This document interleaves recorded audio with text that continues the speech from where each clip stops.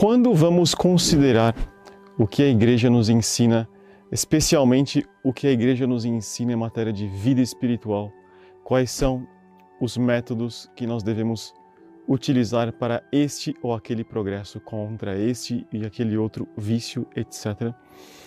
Nós vemos que o ensinamento da Igreja se centraliza em matéria de vícios, especialmente no orgulho. É claro, porque o orgulho é a mãe de todos os vícios, assim se diz. E o orgulho, de fato, está na raiz de todos os outros vícios. Ora, nessa liturgia de hoje, eu devo me perguntar: como reconhecer se eu estou agindo segundo o orgulho ou não? Por quê?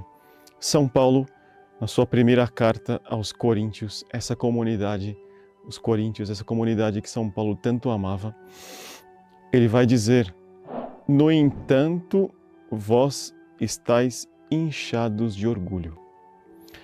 Ele enumera uma série de faltas e escândalos até que estavam havendo nessa comunidade. E em determinado momento, no fim do elenco dos vícios daquela comunidade e de onde estava caindo aquela comunidade, ele diz: vós estáis inchados de orgulho. Antes, ele até menciona todo um caso em matéria de escândalo, em matéria de imoralidade que estava havendo naquela comunidade, mas ele diz, coloca a causa no orgulho. Voltemos à nossa pergunta: como reconhecer se eu estou agindo segundo o orgulho ou não? É muito simples. Hoje a liturgia nos ensina, e você deve gravar isso para toda a sua vida espiritual.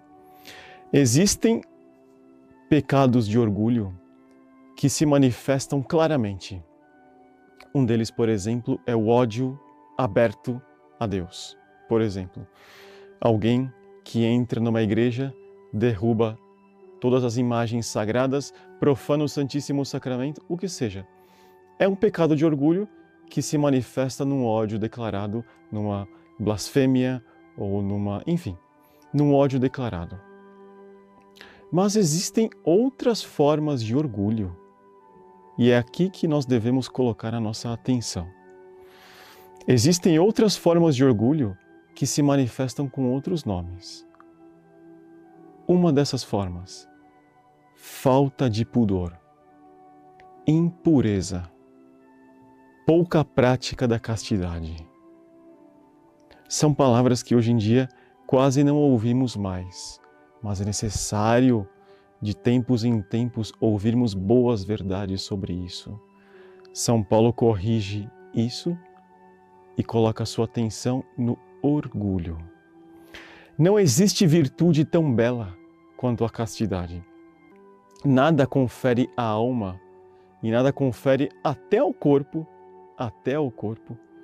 tanta luz quanto a castidade, quanto a pureza, quanto o pudor. O pecado de orgulho, por que se dá o pecado de orgulho? Porque eu quero que a lei se adapte a mim, aos meus instintos e às minhas más inclinações. E não eu quero me adaptar àquela lei. Solução. Qual que é a solução?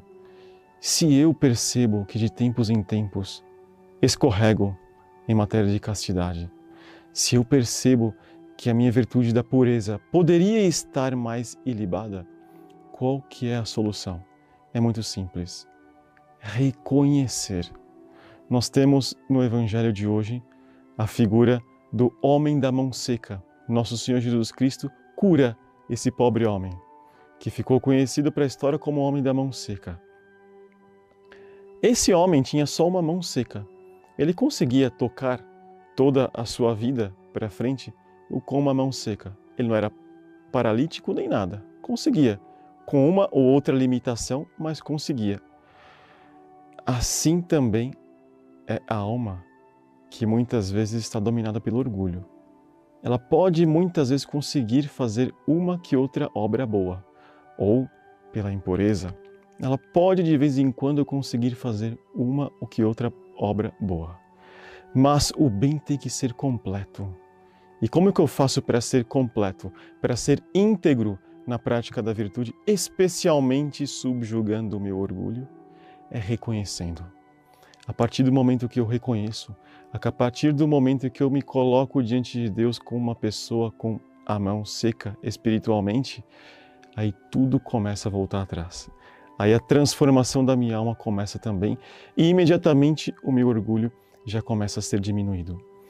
Vamos pedir a Nossa Senhora, que é também chamada de Mater Castíssima, que é também chamada de Mater Puríssima, que nos ajude a ter essas duas virtudes, especialmente lutando com cada vez mais empenho contra o orgulho que pode nos dominar. Aí sim, obteremos essa graça de ser puros, virtude essa que tanto nos eleva e tanto nos assemelha a Maria Santíssima e a São José.